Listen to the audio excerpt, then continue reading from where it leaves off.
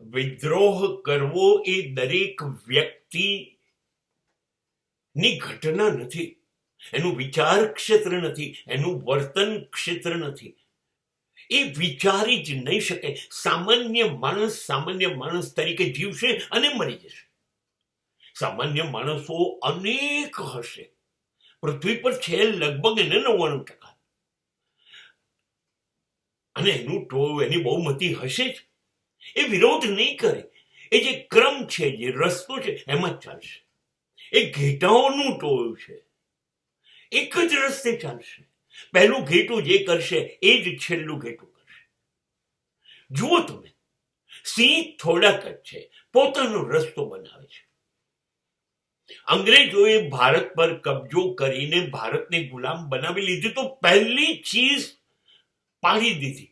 કેટલા બધી લોકોએ પણ પોતાની પદ્ધતિથી, મારે ગોળી નહીં, મારે તલવાર નહીં, કશું નથી ચલાવવું, ગેટ લોસ્ટ, મારો દેશ છોડી દો, આઝાદી મને આપી દો.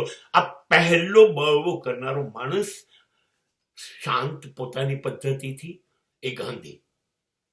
નહીં, મારો દેશ છોડી દો, અહીં રહેવાનું જ નહીં. તમે કોણ? અમારો દેશ, અમે ગુલામ કેવી રીતે, તમે માલિક કેવી રીતે? જવું છે કે નહીં? હાથમાં તલવાર કે બંદૂક? એ આઝાદ ચંદ્રશેખર કે ભગતસિંહ? પણ છે ક્રાંતિ, છે ક્રાંતિ. ભગતસિંહ ગોળી મારશે ને ફાંસી પર ચડી જશે, અને ગાંધી લાઠી ખાશે અને ગોળીથી મરી જશે, પણ સિદ્ધાંત સાથે સમાધાન નહીં કરે. આ લોકો વિદ્રોહી છે, ક્રાંતિકારી છે.